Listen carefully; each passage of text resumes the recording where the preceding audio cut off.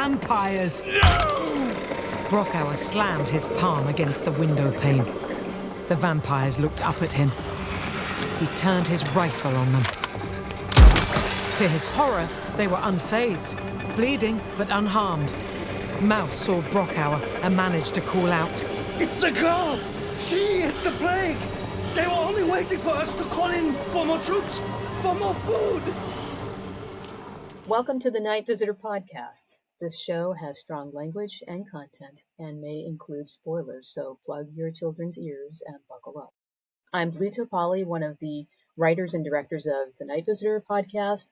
I'm also a former development executive and ghostwriter based in Los Angeles, as well as a horror enthusiast and mother to one of the world's most frightening creatures, my newly teenage daughter. I'm Peter Stass, the co-creator of the Night Visitor Podcast. I am a screenwriter and filmmaker based in New York. I am a big horror fan, and I'm excited to be here. Awesome. Okay. Well, tonight we are hosting this companion episode of the Night Visitor Podcast to take a behind-the-scenes look at our series premiere of episode 1, In a Dark Wood. So let's have some fun. Let's break down this episode plot point by plot point, theme by theme, character arc. And of course, spoiler alert, once again, we're going to talk about the monster that is at the heart of the story and get to the concept and sound design for our version of the iconic vampire. But let's start at the beginning. You got in touch with me after Puppy Love had been released by BuzzFeed and Lionsgate in 2023, right, Peter? Yes. I got in touch with Blerime about developing, taking one of the short horror stories that we had written many years back and seeing if there was a way that we could tell this story ourselves in an affordable way that would be interesting, a way to share it with the audience. Yeah, absolutely. I think actually, our relationship, if I can just mention it, goes way back.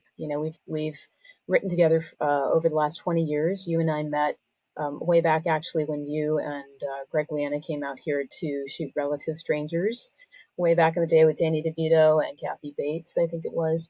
And Yes. and I think I want to say that I was still a development executive at the time for Dino De Laurentiis. He produced King Kong in the 70s. He was known back then as the Remake King. And actually, I think I was working with him while he was producing a sequel to the Silence of the Lambs series at the time. That was really when we initially met. And I think, you and I just happened to meet up at that time and really clicked creatively. Yeah, I have two major interests in terms of genre, comedy and horror. And I had actually come out to LA to do this romantic comedy. But I had a horror story in mind. I was interested in anthology, a big fan of the Twilight Zone, and I wanted to do something like that. And I met Blerime at the time, and she was another writer, and also had an interest in horror. And I think we also had a shared aesthetic in terms of what we liked. And so, we read each other's work, and we liked it. And I told you about this anthology. I wanted to sort of take these classic monsters and I wanted to do a mashup of genres and I wanted to sort of reinvent or reinterpret classic monsters. Yeah, I think actually it started with one particular story that you had me read at the time. I want to say it's because I was in development, but at the time I think we both kind of had this this idea that there isn't really anything happening right now in anthology, right? We this is prior to like American Horror, Black Mirror, the remake of, or the reboot, I should say, of Twilight Zone. And I remember how frustrating that was at the time, because when we actually started doing this anthology, pretty much every industry contact that we had just really couldn't see the vacuum for horror anthology that was really already there. And they were really stuck on what was already being made in the last year. It was kind of like we were in this endless spin cycle, which I think creatively we're still kind of there in the industry today. So I think, but this piece really is so timeless. Like, let's fast forward a bit, because, I think we wrote this piece quite a long time ago, actually, and then sort of revived it at this time when you finished when you finished the release of Puppy Love and you were kind of looking to get back into writing with me, I remember you kind of coming out and saying, "Hey, I think we need to start writing again." Yeah, yeah. I was hired for this romantic comedy called Puppy Love, and I think I felt invigorated by it. But it also reminded me that I had stories of my own that I wanted to tell. And then, of course, I thought about this stories we'd written, and in particular, this particular story in a dark wood, because I think it was the strongest piece that we had written. And I started to just remember that I don't know, I want to tell my own stories, and it was time to do so. Yeah, yeah, and I think yeah, we talked about doing something new, but at the same time, I think I'd just been looking at one of our stories that we're going to release in the new year, which is called Unspeakable. And at that time, I found myself just going back to this anthology at that moment that you happened to ask. And so it was sort of like, let's forget writing something new because we have so much great material already. The stories that we wrote are so relevant right now and so well written that maybe what we really need to do is just make one of them. And In a Dark Wood, like you said, just felt like such a logical place to start and was, really our most developed piece. It was the most developed piece, and anyone who's read that story over the years, I've always gotten such a strong reaction from it. And I think it was Absolutely. the best horror piece that I had written, co-written with you. And like you said, most developed. And yes, I mean, a story about Nazis, unfortunately, Nazis and vampires, um, unfortunately, is particularly relevant at this moment as there is such a movement towards the extreme right. I mean, we couldn't have seen this coming. Yeah, absolutely. But It's so prescient. yeah, yeah. So Yeah, I think it's really I relevant think to to the moment. start with, we want to talk about like this monster, right? I think this monster really could not have existed without the soundscape that was created by our sound designer and sound engineer Bailey Math. Bailey did an unbelievable job, and so let's take a listen to our first introduction of the creature. It would come as a destroyer, a night terror, wrought from the shadows of hell itself, a judge and executioner from which all redemption was lost.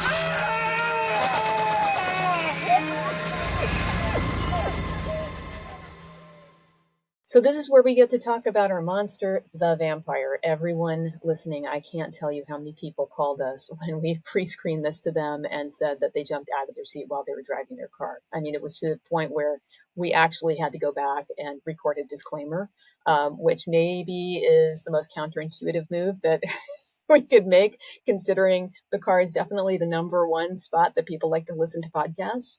But I digress. So let's talk about how we developed this vampire concept with Bailey, right? We obviously had to develop this idea of the vampire without any visuals. It had to all be done through sound. And you and I discussed our inspirations at length, including everything from dragons to snakes to, I mean, I think at one point we even tried a woodpecker. Um, but there were just so many weird sounds that we could have never initially been like, oh yeah, a woodpecker. I think this was a whole new world for us, right? Audio. It's like goes back to old time radio. Absolutely. Where filmmaking is filmmakers are used to thinking visually, and now suddenly we had to create this story out of pure sound. So yes, of course, and then you're dealing with a vampire. It's a very familiar character. How do you make your vampire? What will it sound like? How do you make it unique? There was a lot of back and forth and finessing in terms of what it was going to sound like. Are we going to go demonic? Is there hissing? Is it growling? Or you came in with this idea of the sort of a dragon thing, and that was it. That was an interesting sort of finessing and going back and forth with it. And of course, it's cool Yeah, too I'm saying yeah, go because it ahead. is radio. Because it is radio, it allows the listener to kind of meet it halfway and fill in, and envision it. Yeah, yeah, absolutely. And I think, Bailey was really able to take all of our notes and really create something truly special and unique. And it really evolved, I think, substantially from the written version that we had. What we envisioned initially when we wrote this years ago to now is really quite different. So there's also, I would say, the soundscape around the creature too. I mean, that's kind of important to mention.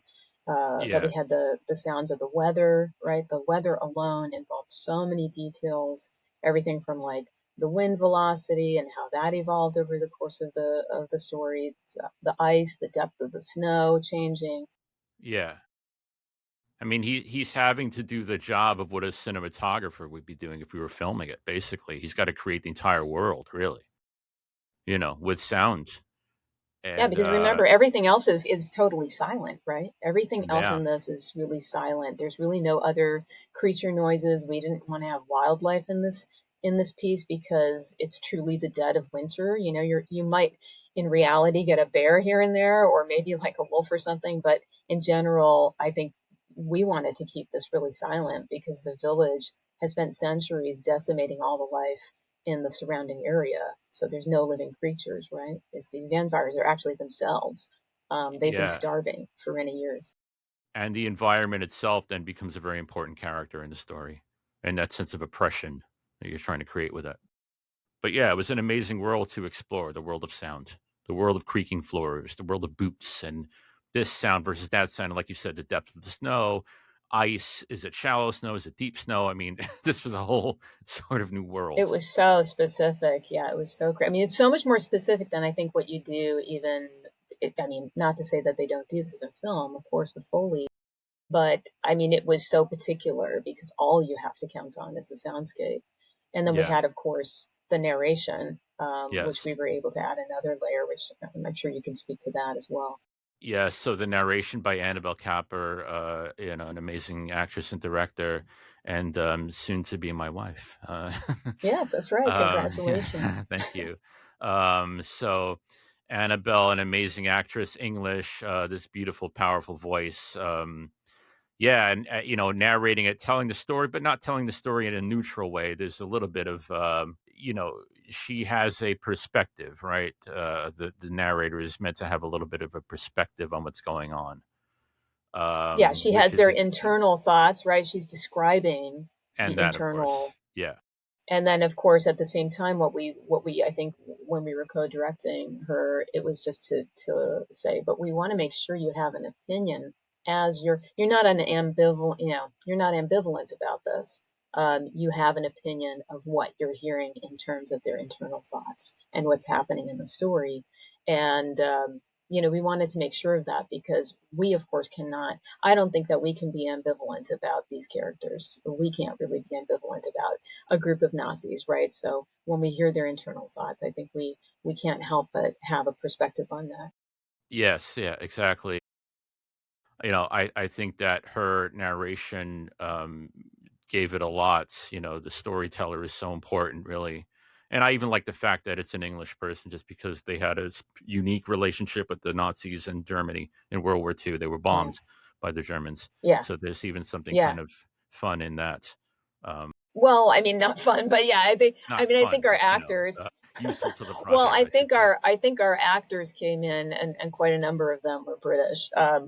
Came in and really had a personal history with that. It is closer for them, I do think. Of course, they were bombed. Yeah.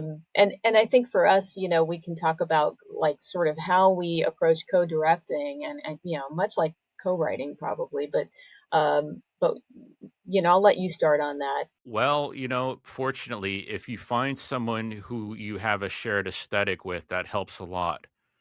And I think that's key. And I feel like you and I have a very synergistic way of working together, where sometimes we look back and we're not sure who wrote what because we get on the same page and we sort of get into a flow with each other.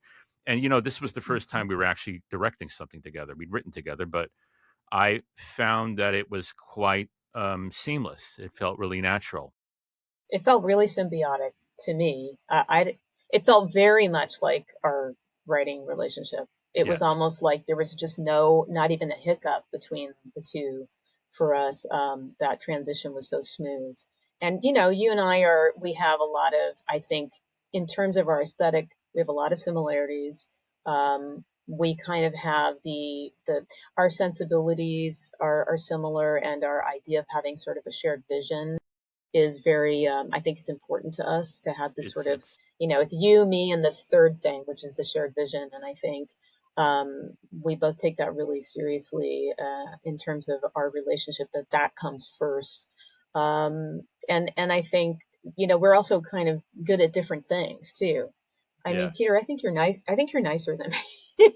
I actually think you're nicer than me, Peter. I do. I think you are. I mean, Well, you have such a calm about you.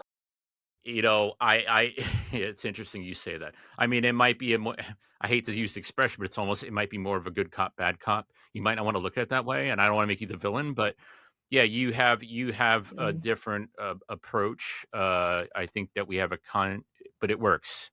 You know, it it does. Yeah, works. you have like I'm kind of I think I'm sort of like kind but firm, and you're really you have this, It's you almost like just two have this parents. naturally. It's It almost like two is. It parents is in a like way. that. It Yeah, is. yeah. And then they get to come to us for different reasons. I feel like Mhm. the actors get to Yeah. come to us for different things. Mhm. And I think we have different interests and things that play into how we write these stories and how we direct these stories. I have obviously, I'm a little bit of I'll say a history buff, For or sure, and I you love to love to research. research. Mhm. I love research. I Mhm. could do that all day.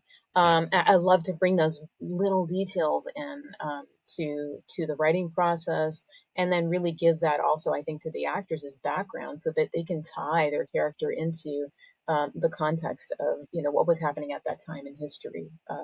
And our Yeah. actors were so fantastic as well. I mean, I want to say I remember Andrew Falaise was just he was so particular. I mean, he even corrected me on a couple of things that I was like, wow, damn, that's pretty good.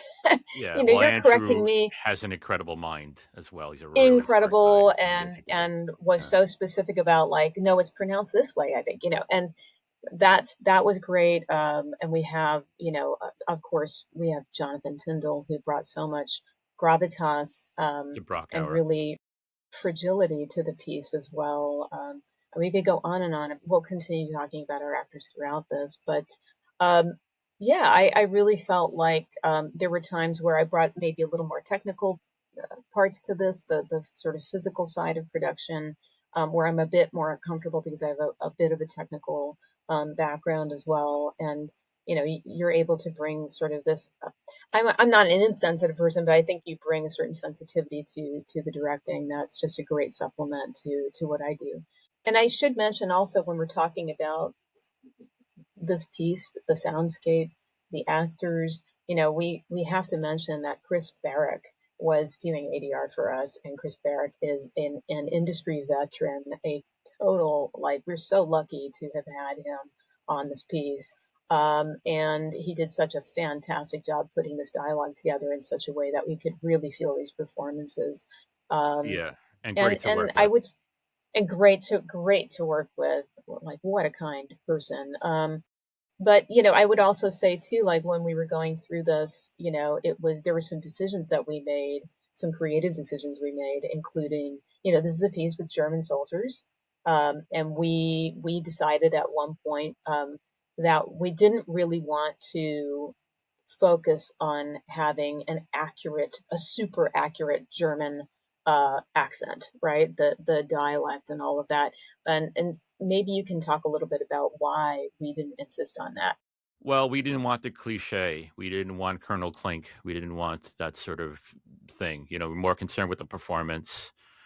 Yeah, we didn't want it to fall into stereotype. Yeah, I mean, it's like the last thing we wanted was for people to be listening today and thinking, well, that happened then, and this is now, and that could never happen again. Here's these mustache twirling, Nazis. They've got the typical accents, and it kind of creates this wall between, I think, the listener and Yeah. the story, really the characters, and makes them feel like, well, they have nothing to do with me.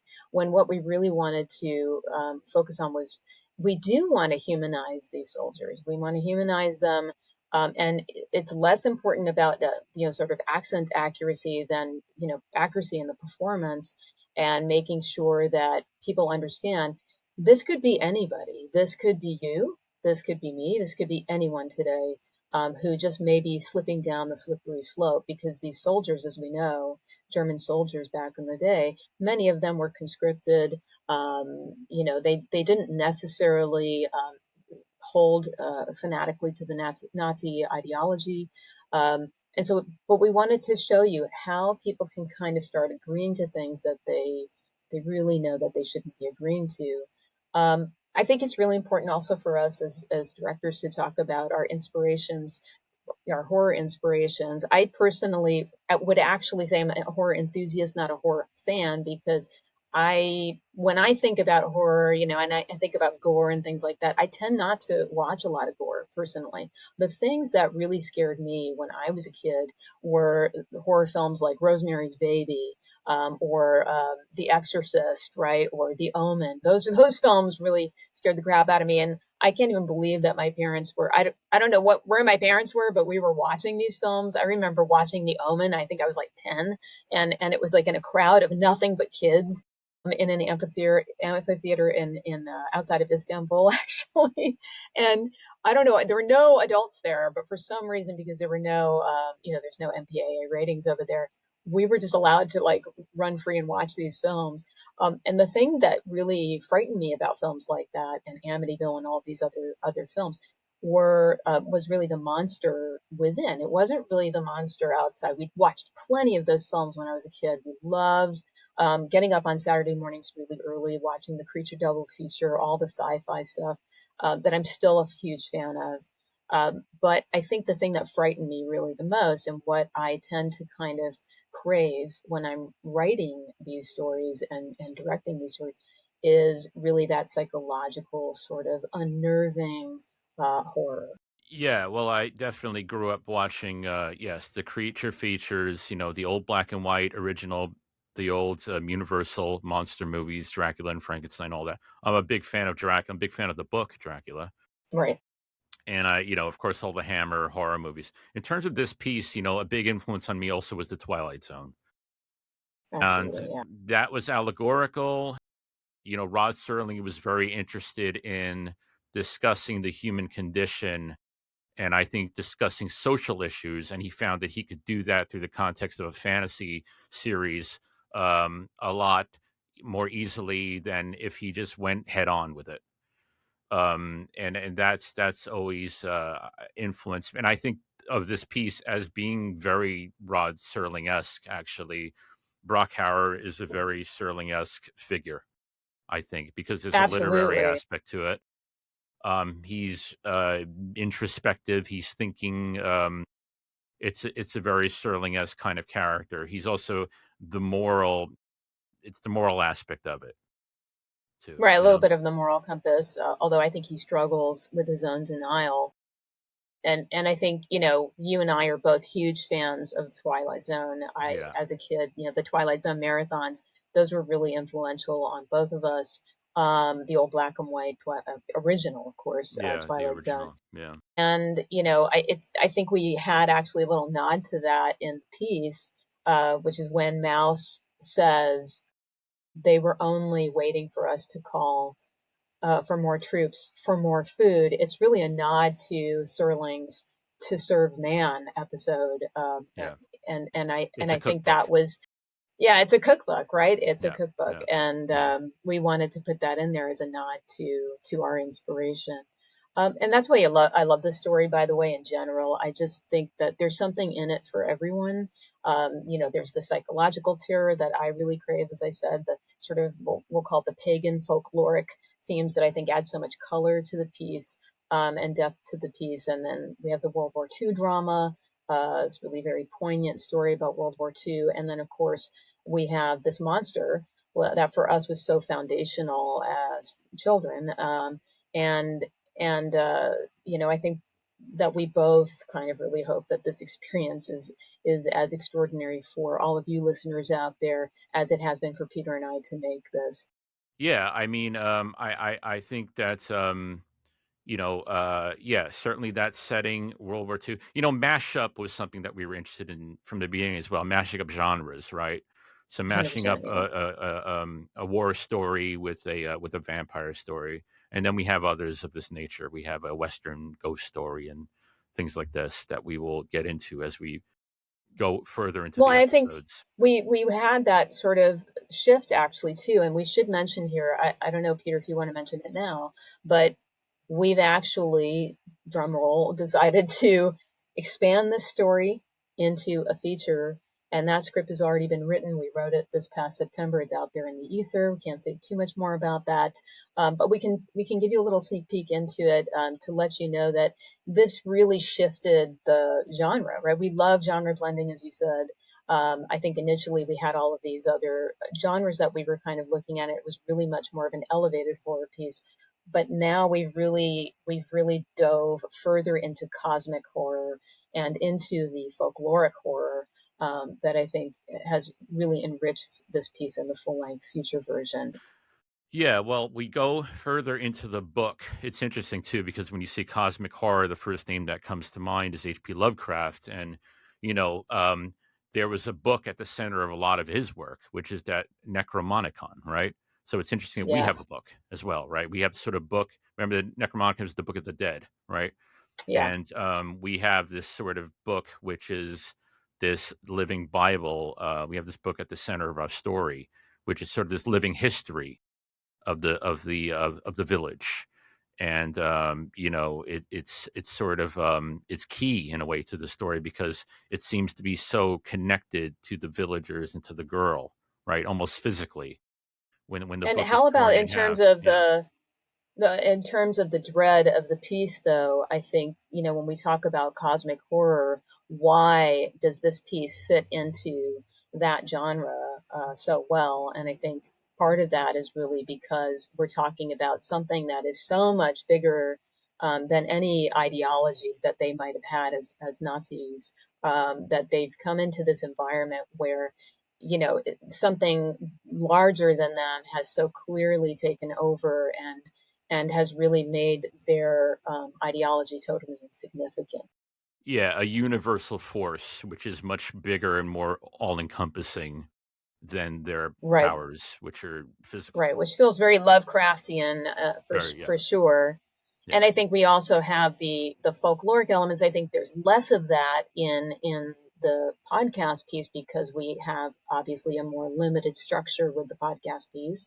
We don't get to go into as much of the local folklore. We do that much more as we go into the feature version, which has been so fun. I think so fun, hard to write. I think, Peter, would you would agree? Yeah, But yeah, oh so yeah, yeah, fun to yeah. write. To expand it. And absolutely. And I think right here, right now, what we might want to do is actually take a pause to really start to go through the story and really introduce the premise of the story. Peter, you want to take that away? Yeah, so we start. It's the waning days of World War II. It's the dead of winter, and we have this small group, this fractured group of German soldiers. You know, as we know, it's the end of the war. The Nazis were on the run.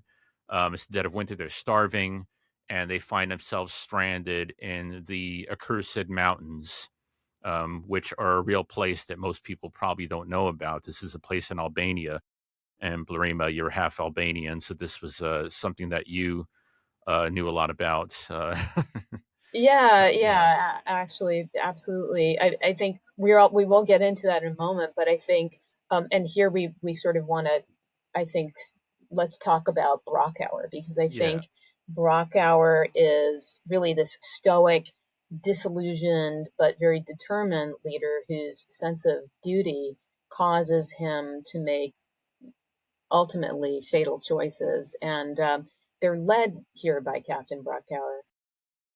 And we see almost immediately that Brockauer, I don't think he believes that they stand much of a chance in these mountains. He's just going to drive ahead at any cost because it's this sense of duty. He's to a fault, kind of not a quitter, and that might actually really contribute to their end. yeah. That's all he's got left, really, is that sense of duty, right? So they see this young girl, a young girl running in the snow, wearing just a nightgown, but there's blood down the front, and two of the more vicious members of the group, Jurgen and Dietrich, release their dogs, and they set their dogs on the girl. Right, and And she's got nothing but that nightdress on, and she's got this streak of blood, and she's barefoot too. Let's mention that it is wild and unfathomable for these soldiers to be seeing. It's almost like seeing a mirage. It's like yeah, this girl running across these slopes at this time of the year is like impossible, right? Yeah. And Yeah. then, for them to run her down to this village and find this hidden village somehow miraculously in these mountains still occupied is bizarre, right? Yeah. Yeah. Yeah. So they find themselves in this village. It seems to be lost in time. And they go in and they find this sort of civilization, this sort of tribe, these people, and these people are they speak a language that they've never heard, and they don't seem to have any practical resources in terms of food or supplies or anything. Right.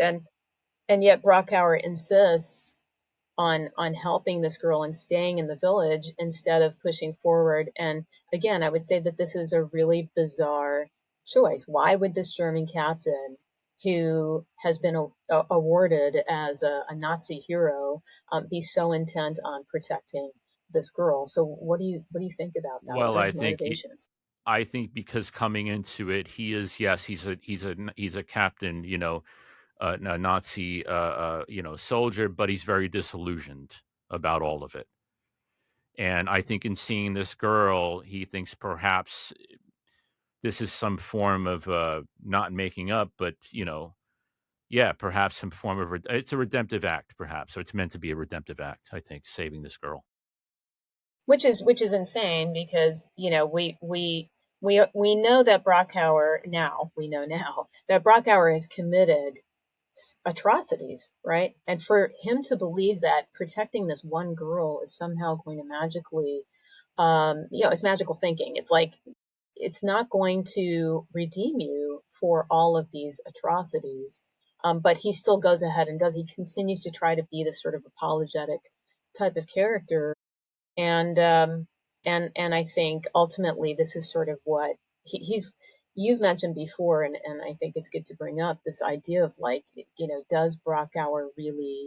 um, does Brockauer really believe that they're going to get out of the situation or not?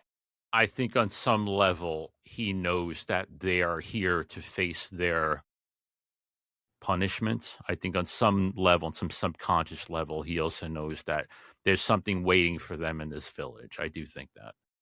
Yeah, I think it's reckoning. I think he Reckoning. really Reckoning is the right knows. word. Yeah. Yeah. Yeah, he knows that it's maybe on a subconscious level. He Subconscious level. sublimated this. Yeah. And like you said, but they go into this village and then everything's off. Like you said, they're mute. There's no children. I don't even think they realize there's no children right away. They just are so No, blind to that. except for They the don't even girl. realize it until Gottesman Mhm. says it later. And then Yeah. there's no food, and it's really just it's like generally it's just sort of a place that's kind of spooky as hell, right?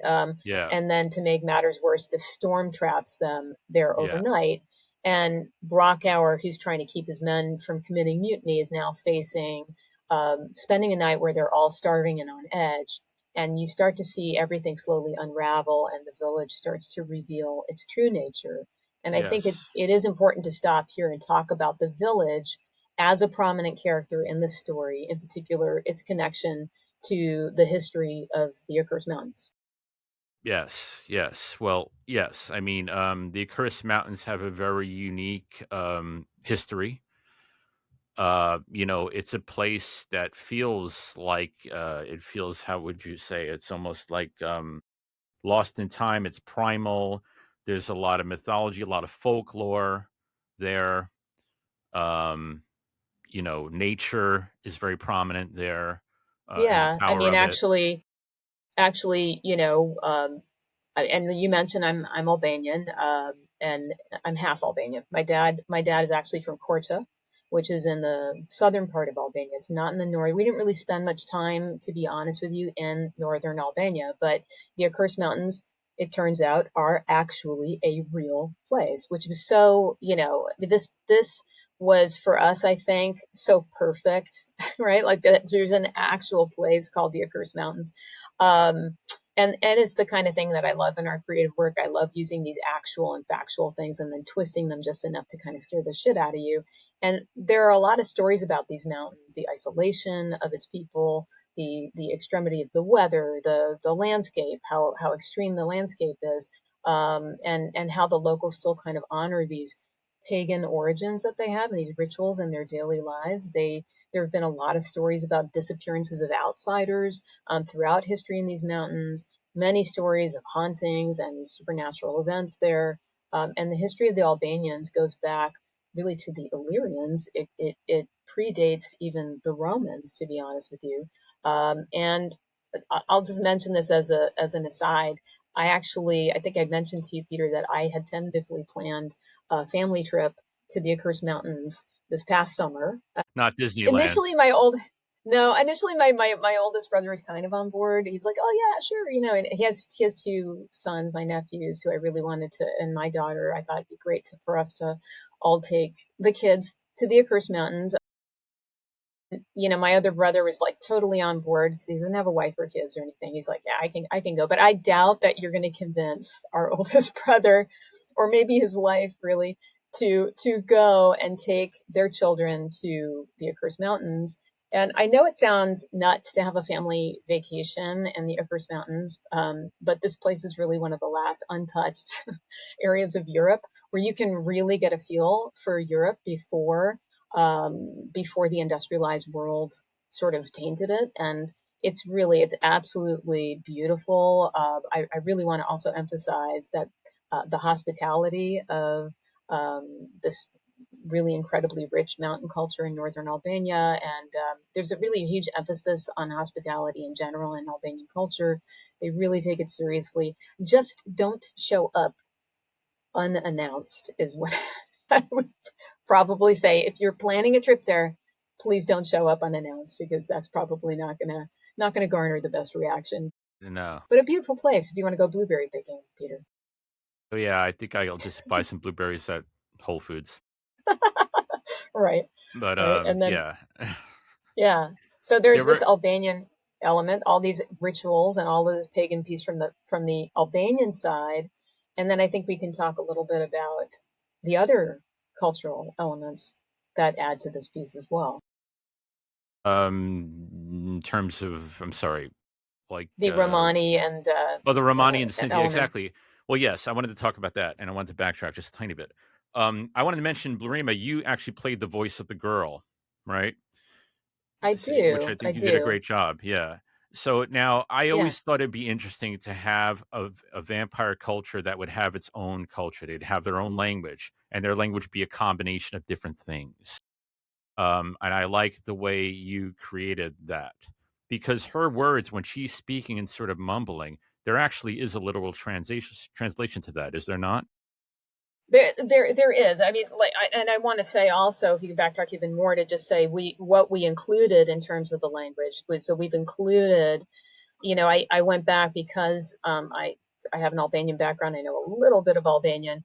I took that Albanian language and syntax, and then added a bit of the Romani element, and of course the Sinti is sort of a minority part of the Romani language. So I added some Sinti influences in there, some Aramaic later, which we'll talk about.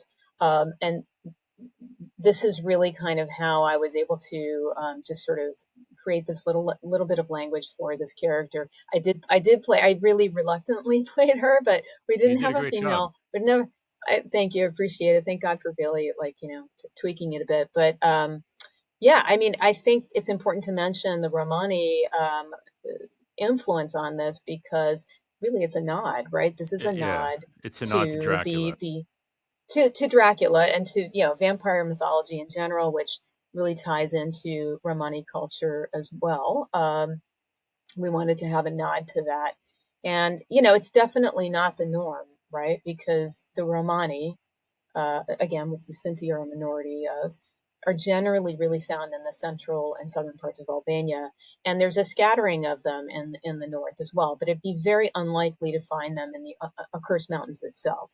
But as you mentioned, it's really a nod to Dracula, and we have the girl speak in this blended dialect to really indicate the reason why we did it. A couple reasons why we did it. One, to have that be our first indication to the audience that there's something really different about this village. It's not typical. It's an otherworldly place. And then later, we're going to mention the use of Aramaic really in the tone, which kind of ups the stakes of that to the audience, right? Showing us that the village is really slowly kind of overtaking the world of the Nazis. Yeah, so the tome, I like this idea that they have this book, which is really their only possession that they seem to prize. And I think it's because they're sort of connected to it. It tells their story. It tells their history. And when they find this, and of course it's Mouse that finds this, and he sort of becomes fascinated with it because I think part of it is that he is a linguist. He's the chaplain, and there's something. It's not a Bible, but it does seem to have a kind of a perhaps a spiritual or religious or text to it. Yeah, and I think also if we want to just talk about Mouse for a second, Yeah, yeah, really we can talk about our soldiers in general just to give a little history that they're literally, like you said, they're the remnants of a German company. It's the E yes, Company of the First Mountain Division. They were called the Gebirgsjäger of the Wehrmacht, and as a captain, Brockhauer would have been in charge of like about 200 to 300 soldiers. We really don't explain it, but he's somehow separated from this company. He's now left with just under, he's left with these 5 guys, and they're a really disparate group, right? yeah, Yeah, and I think like we have Jürgen and Dietrich are sort of like these caricatures of Nazis, and then we have Mouse, Gottesman, and Ludwig, and Mouse really is sort of, to me, he's kind of a false prophet, right? He's somebody who seems like he has faith, but in reality doesn't really practice what he preaches. He's willing to bend the rules of his faith to satisfy some kind of personal agenda for himself, and in that way, I kind of feel like he's a warning to people today who have, kind of one hand on the Bible and the other hand shaking the hand of the devil.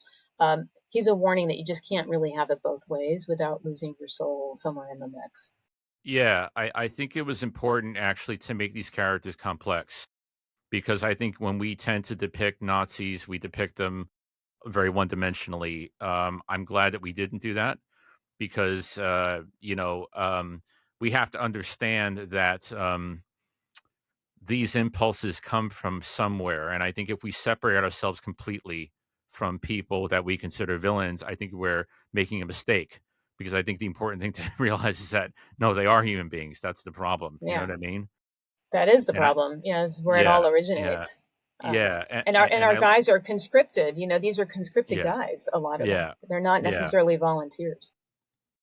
And I think at the same time, so you have the different shades. You have Ludwig, who's a bit sort of he's just watching he's watching his own ass. He's just he's a little bit indifferent, sort of, right? He's sort of a He's a neutral lot of it. character. He's a lot Yeah, of it indifferent. he's He's our yeah, most neutral character, right? yeah. He's just trying to sort of stay out of everyone's way and keep from getting hurt and hopefully ride this out. You have Mouse, I who's think he called even Mouse. hates them, right? Like he even hates, like Yeah, I would say he dislikes not just the yeah, locals intensely. He dislikes his fellow soldiers intensely. yeah, The only difference is I think that he's actually afraid of his fellow soldiers, not really afraid of the locals, and that guides how he behaves with each group yeah, differently. yeah. But otherwise he really does not give a damn about either. Yeah, yeah, I think you're right. In a weird way, I would even say this for Mouse too. Later in the story, we find out that Mouse has, he's rigged the radio. I think also as a Yeah. part of that's a bit relatable in terms of imagine how you would feel being at war. I think most people would want to just keep from getting killed. Especially on Um, that side of it. You don't even yeah, have, there's no spiritual, like, as a spiritual person, okay, as a guy, he probably would have been a pastor in Bavaria somewhere in some church yeah, had he not been conscripted. I'm sure he absolutely was not intending to like go volunteer to be in this war on behalf of the Nazis. Um, yeah, but he doesn't quite do enough to really, I don't know how you'd want to put that, Peter, but I think he really, like I said, he has this idea of faith, but then doesn't really, there's not really much behind that. Um, no, no, you Other, couldn't. Yeah, how would you justify that to their actions? You can't. yeah. Uh, Unlike I think Gottesman, right? I think yeah, Gottesman also conscripted very, very young. He's the youngest of these guys. He's probably barely 20.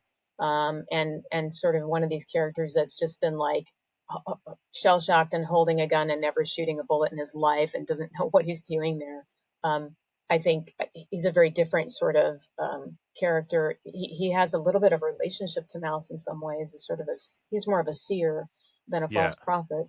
Yeah. So I guess we can talk about Godisman a bit.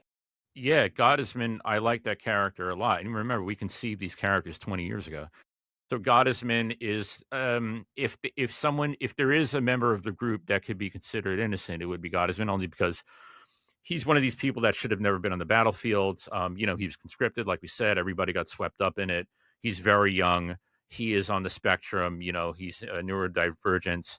He's an interesting character because at the same time, like you said, he seems to have an awareness in a way that the others don't have. So he plays an important role in the whole story, I think. And I think it's appropriate that he escapes the melee. Yeah, he even more pointedly, when we developed his character backstory, he also, we had it in our backstory that he attempted escaping with a child out of Barov, which we'll get to later, that's actually part of his backstory that we don't really get into in the podcast. We just don't have enough time for that. He almost went AWOL. And I think we have to be even more pointed and say, Gottesman is autistic. I think when we initially conceived of him, we were writing him this way, but we didn't really have the language for it at the beginning. It was 20 years ago. Yeah, interesting. I think that it was just so prescient that we developed this character, because I think for me, and since then, I found out that I'm neurodivergent. My daughter is neurodivergent. It's one of the reasons why I think this character is so important to me. He is my favorite character in this whole thing. I think he's both of our favorite characters, actually. And it's just because on a personal level of my own experiences, and when I was growing up, we're the same age, Peter, we didn't really have a language for these things. We didn't have any recognition of exactly how broad the spectrum is until pretty recently. And, my journey continues to grow with this as my understanding of it becomes more nuanced. And I think this made me thankful for just this character in general and the opportunity to depict somebody like him in a more nuanced way. We were able to do some of that, more of that development in the podcast. And I think we've done a ton more of that in the feature length version, which we hope to share with you guys soon. But we're sort of normally handed the sort of Rain Man version of an autistic person, or a young Sheldon version of an autistic person, and it's so incomplete. It's really not representative. It's really kind of a disservice. So I think that aspect for me of Gottesman, which could be very two-dimensional, actually was an opportunity for us. It really allowed us to create this really interesting, rich, three-dimensional character. Yeah, we expanded in the screenplay. I also like the fact that Gottesman is the one who escapes, and he escapes with the book. Like, he's the one who lives to tell the tale, this extraordinary tale of these crazy things that happen in this village, and nobody's going to believe him. I mean, nobody would believe anyone probably, but least of all him. I kind of love that. I tend, he's gonna have this knowledge, this with him. I like that. So he's autistic is one thing, but then you have to add trauma. Yes, you have to add PTSD to the other. Yes, which I like. So now, we find out later in the story that he was at this this incident, this sort of massacre that took place. And Blerime, this has a historical truth to it. It does. Yeah, it does. Yeah. Barova is actually, Barova is a real, it's an actual village that was completely wiped. The entire population of this village was wiped out. They had fought against the Nazis. They had killed some of Germans at one point. They had a lot of guerrilla partisan forces and things like that, people that were fighting Nazis within the country. And as a result, the Germans came back. They came back later. It was sort of a revenge thing. It was definitely a revenge thing. And they came back. Yes, this was a response to an ambush, I believe, right? Where German troops were ambushed and killed. So they came back and they basically killed everyone. They wiped out the entire town. They shoved everyone into a church and set it on fire. Men, women, children, the elderly, everybody. Yeah. And that's and that sound design that was done for Barov. Really well. Um, Um, I mean, that's to me the most chilling, more than the monster even. That's the most yeah, chilling aspect of the soundscape for I me think so too. is Yeah. that memory of Barov and how it ends in that scream Yeah. that sort of echoes That's off is just yeah. it's terrible and it's beautiful all at once. Um, let's talk a little bit about the folkloric elements of this area and sort of how we kind of have brought that a little bit into the piece and how we're bringing that further into the feature version. I have to say that then the podcast version is less prevalent, but we expand on that again. The mythology surrounding this culture in the feature length version, it goes back to the pagan Illyrians. There's certainly an exchange of mythology between the Illyrians and the Greeks and Romans, but the Illyrians had their own chthonic mythology. Chthonic meaning that it was tied to the land and the earth. It was based in the earth itself versus Greek and Roman mythology, where we have Hades in the underworld and we have Mount Olympus in the heavens. Really, that doesn't exist in Albanian mythology. It's really everything happens on the land itself, very, very tied to nature. And so that's the focus. And the symbols of nature are what they tend to, have worshipped, like the sun, the moon, trees, snakes, and so forth. And so it's no wonder to me that the vampire legend is very rich in this area of the Balkans in general, where this chthonic mythology becomes a basis for why the dead do not live beneath them in the underworld, but actually walk in our midst. And I'd love to add more about the shared myths with Greece, but Peter, it should be Yeah. mentioned that you're half Greek. So if Yes. anybody should be talking about Greek mythology, I just feel like it should be you. So Yeah. go for it. Yeah. Yeah. So that and they the mythologies emerged out of the same region, right? Same part of the world. The main difference is yeah, and like you said, they have celestial deities. There are some in Albanian and Greek mythologies both. They have the same types, some of the same types of gods, but yes, the primary difference is that in Greek mythology, the gods are above, essentially, right? Ruling over the forces of nature. And it seems that in the Albanian mythology, the gods are the forces of nature. It's very tied to the land, right? Very rooted to the Right. land. And also, we talked about Pan as well, right? The figure of Pan. Pan Yeah, absolutely. was the only god that died, and he supposedly died in that region. And Pan was the god of the wild, right? Which Yeah, is the half goat, interesting. kind of half man. You have the whole. I mean, he's clearly so clearly of the mountains, kind of Yes, a deity. yes, Pan has this sort of again this connection, man's connection to nature and the spirituality of nature. And then we have the sirens. We the also sirens. found out a lot about that. Yeah, so in the, in the Greek mythology, you have the sirens that were these were the sirens. These were those figures that would lure the sailors to their deaths with the beautiful sound of their singing. But in the Albanian culture, you have the mourning sirens, which were people that would actually come. They were women and perhaps men as well. I'm not sure, but Kind of half bird, half women. Actually, they were these half bird yes, sort of yes. harpy type of figures. Yeah, yeah, and they would sort of sing this sort of polyphonic singing when people would die and they would mourn, and the sound of that is supposed to be so emotional and overpowering as well, right? So that has a power to Yeah, it. and in fact, I mean, I think I think the local mythology in general really ties into the deep connection that this culture has to death and grief Yeah, in general.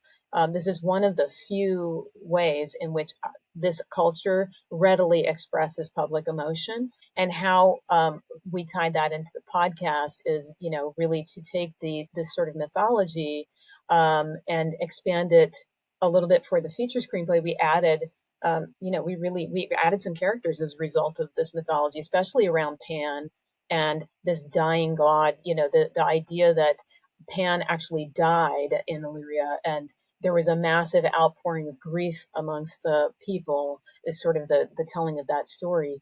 I think that we wanted to include an homage, a little bit of a nod to Pan in the feature length version. yeah. So we did that through this character that we call the Stranger, and he wears animal skins and he's got the ram horns on his head like a mask, and he appears to each of the soldiers. So in the feature version, we explore this idea that vampires can make you see things, and also this is very tied into the book as well. And so the each of the soldiers one by one has a vision where they see this stranger character, and he's sort of a herald, right? He's sort of showing them things, and sort of leading them towards their fate.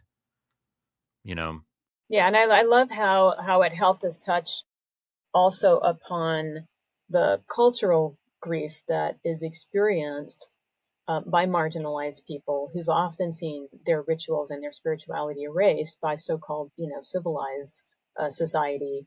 And in the feature, we included some of these additional rituals around grief, again, that we just didn't really have time for in the podcast episode, like, for example, the isopolyphonic singing in the morning, rituals that they have. And what's so striking is that that is the only time that you ever hear the villagers speak. The villagers in our podcast never speak, but in the expanded version, we do have a scene where they're sort of celebratory, and then there's this grief ceremony, and that is the only time that you hear them using any language. But in the podcast, for the podcast's sake, what we could share with our listeners is that we really saw this erasure, this mute quality, this mute silence of the villagers as this erasure of sort of these marginalized people and their sort of pagan rituals, right? They're culturally specific rituals. Yeah. Except for the girl. The girl is a completely different story. She's speaking, right? She's speaking almost in tongues after she's mauled by Uta Bruno and her fevered state, and she begins to say some things that are very confusing to the soldiers, which we can get into next. Yeah, and I wanted to say as well, just to mention the sound of the bell aspect of it, and that was something that you came up with through your research, which I thought was great, because just the church bells, right? Yeah, they're church bells. Because the thing about vampire stories and how do you kill a vampire, we've seen so much of it, but I think you came up with something new there. The idea that spirits would be frightened by the sound of a bell. I think it's used in a very unique way. So I thought that was pretty cool. That's what the use of bells were. They were supposed to keep evil spirits away, and also gargoyles, which we'll get into a little bit later as well. But again, the girl, right? I want to go back to the girl because she is, again, she's sort of in this fevered state. She starts saying a bunch of things. The soldiers are very confused about it. And our idea here is that she speaks for those who cannot. She speaks for these mute villagers, and in many ways, the language of the girl hints at the possibility that she is otherworldly, right? Because she's speaking with this sort of Roma and Sinti influence and Aramaic, and the village by association then possesses this sort of borderless, timeless, kind of otherworldly quality that the soldiers are really having a hard time grasping. So how can these people who they assume are isolated and backward possibly be more expansive and worldly than these soldiers who through World War II have been crossing borders and conquering other people, all to prove their supremacy over them? Yes, and her words have a literal translation, do they not? What is she actually They saying? do. Remind me. Yeah. Yeah, well, let's what we'll do is we'll take a moment to play a clip for everyone. And so you can get a little bit of we'll have a little review here of what she says. So let's take a look. Feel her skin. She's burning with fever.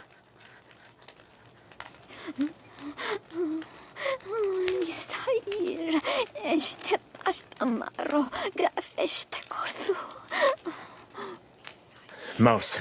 Yes, Captain.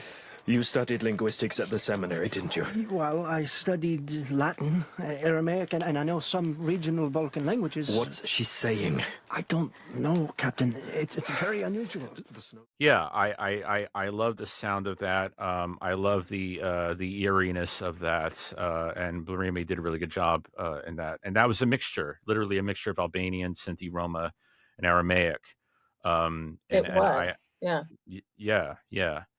I thought that was a pretty cool invention. Yeah, and this is the first moment that we're really pulled into the folkloric horror of the accursed story world. And basically, just to let you guys in on what she's actually saying, because we could have just done gibberish, but we didn't want to do that. She basically starts with Lisair este Bashtamaro Gaveshte Korthu. It means, Lisair, by the highest gods, this is our lucky village joined as one being. And then later she exclaims, Kalenedral Shena, Ayo Ashte Yestaka, which translates to blood sister, blood-bound in vengeance, I am what will remain. Like light and fun. She sounds like a typical coming of age teen to me, Peter. I don't know. I think that my daughter probably said this to me the other morning when I tried to wake her up for school, actually. Right. So now, the soldiers are now into a world that they don't have any control over. They don't recognize, what they thought was reality is no longer true. Yeah, I think, Absolutely. I think Brockhauer is in denial. I mean, how could they not be of the supernatural? They're coming face to face with the supernatural, and they're used to a very different kind of world. They're coming off the battlefield and things that they can sort of control. And so it's like reality sort of been turned on its head. Yeah, it's like whatever they thought was reality is just it's just no longer true. And then you have Brockhauer who's really in denial even throughout this. Yeah, yeah. It's kind of like crossing over into the Twilight Zone. They've sort of crossed over here. But Yeah. he's not really recognizing it, and I think that's really important. Yeah, he's still trying to play by the rules that he understands. And like you said, I think he's sublimating. I think he's sublimating. Yeah. I think there's a part of him, though, like I said, that understands they've come here for a kind of reckoning. I think on some level, yeah, he's coming to that. Let's talk a little bit about the tome and what is the history, right? What is the history of these people? The tome is telling the story of what happened there and who they are. And, I think when Mouse finds the book, of course, these guys who are just looking for food are not, they're annoyed with his fascination with it. What is the usefulness of this? Especially Jurgen and Dietrich. They're so brutally, particularly scornful of Mouse. You and your stupid book. I think they say, maybe it's a cookbook. Later on, yeah. Yeah. And Brockhauer, of course, doesn't see the significance of it either. He's thinking like a soldier. But if you look at the book, of course, as Mouse begins to discover, it tells the story. It tells them really the trouble that they're in because it's revealing there was this sort of a plague as he sees it initially. There's a girl, there's human sacrifice. They seem to be drinking the blood of children or they're killing their children. And at first they think that we're dealing with, they're dealing with cannibalism. Well, actually, that's later. That's later. But initially, actually, they just really Brockhauer. He dismisses it. He really dismisses it. He's like, we're not going to eat this book, right? I mean, like, we're looking for food here right now. And so what? There was a plague in 1534. So what? Yes. It's really, again, his dismissal is his denial, and it leads to his downfall because, they rip the book in half. And this sort of parallels the soldiers' disregard, I think, for the village's history and culture in general. Is this idea that they just dismiss it, and yet it contains the entire history of the village. And so by dismissing this tome, we're symbolically talking about the way in which they dismiss the history of these people, and then this ultimately, if they had taken it more seriously, maybe they would caught on it in time to get the hell out of there. But they didn't. Yeah, the Nazis were in the business of, destroying cultures. That was something that they absolutely, did, which is why we include that line about the burning of the book later. We know what to do with books, don't we? Yes. Yeah, and the plague, again, it's a little bit of a red herring, right? We have this idea of this plague. They kind of dismiss it. It sounds old. It can't possibly have anything to do with current day. And then, even as time goes by, we sort of we use it as a way to misdirect, hopefully a little bit. Some of you may have figured it out anyway, but we misdirect our audience to think that it's cannibalism when it's really so much more than that. It's something much more supernatural than that. Yes. And I think here, like at the beginning when they're in the square and they rip that tome in half, that's really the turning point. There is a turning Yeah. point there, that when Jürgen and Dietrich's, brutality leads to, them tearing this book in half, it really leads to ultimately the destruction of the dogs, which represents sort of the first, we'll call it victims of the vampire cult. I actually have reflected on this a little bit more even since we've produced this, which is the great thing about producing these things.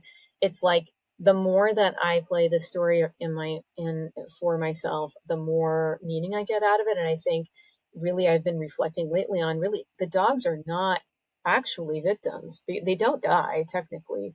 And I think in a way this is the vampire cult's um, method of reclaiming them to their true wild nature. They're sort of like the wolf. Yeah, they're converted. So this is the first the first time we see that there is a potentially lethal quality to the village, and we can go a little bit further here and talk about um, what other details of this sort of story that we want to share with the audience. Anything else that you can think of? Well, I like the way it slowly reveals itself, so then you go from the dogs and the dogs attacking their owners, and then you have the first appearance of the creature up in the trees. We don't quite clearly see it, but we get a sense of something there, and then we go from there, and then ultimately you have a Brockhauer showing up to the cabin. Now we're getting to the end, and you see that final reveal, that Twilight Zone reveal, where we find out what this is. It's vampires. That's the reveal. That's right. It's like the final showdown of this thing. And I mean, just to touch on it a little bit, though, I wanted to also mention, like, these dogs, they constantly are like, they're soldiers, they're soldiers, they're soldiers. They keep, Jürgen and Dietrich keep re-emphasizing that they should be treated just like people, and yet they're so themselves so inhumane, right, to the locals. Yeah, and yeah, and then to have the locals say, no, actually we respect their true nature, which is as the wolf that they are. I think yes, was kind of a really great symbolic thing that kind of happened with the story. yeah. There's a particular irony, of course, that they're getting attacked by their own dogs, right? It's the ultimate betrayal. They have to be attacked by their own dogs for revenge. Yeah, exactly. So then you get that Twilight Zone reveal. You get the moment that Brockhauer gets to the cabin. He sees now the villagers have revealed what they are. The girl has revealed what she is. They're feeding on Mouse. It's vampires. There you have it. And then, Yes. Mouse tells him, our only hope is the bell. They fear the bell. So Brockhauer runs off. They're closing in. He takes a shot at the bell, and the sound drives them back just a bit. He makes his way up to the bell tower, and there he is. And As there he is. Gottesman runs off one way, Brockhauer is there at the bell tower. Yeah, and let's talk about that a little bit, right? Yeah, Let's yeah, talk about the before we even get to the reflection, because that's the last moment. I think let's talk a little bit about Gottesman being the sole survivor, right? He first of all, he gets a hold of this book somehow. I mean, to me, he should have been the person that was initially like the most interested in it, but he sort of hangs back a bit and lets Mouse kind of take that tome and research it and all that. In the end, he's the one that gets that tome back, and he says um, anthropomorphic bibliopegy, which if you look that up, is the binding of books in human skin. So he's known everything as it was happening. I think it's really important to talk about how Gottesman, as a result of his trauma, tends to depend on these aspects of his autism that are, we'll talk about, like, these details about natural history. He's really into knowing what every plant and tree is, and all the flora and fauna. he also has this whole thing about numbers, knowing the Yeah. meanings and esoteric meanings of numbers. And he tends to depend on these things, these little pieces of information, to sort of calm him down from being It, so it, dysregulated. it's like a coping mechanism. Absolutely. And it works so well because as we get to this moment and you realize, he says this thing that if you catch it and you look it up, it's like he knows this thing is bound in human skin. I mean, he's been Yeah. telling them the entire time, look at all of these things that don't fit about this village. There are And they all these dismiss it things. because it's coming from him. They dismiss it because it's coming from this neurodivergent person who they just look at the time. They don't know all that. They just think he's kind of kooky, Yeah. and maybe even not very smart. But it turns out he's actually the smartest person in the entire group.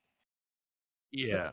And I think it's significant that he becomes the sole survivor. I think, yeah, and also the person that you would think would be least able to survive this experience, the least experienced as a soldier, for example, is the one person who does. He's actually the Yeah. best climber of them in our Yeah. backstory.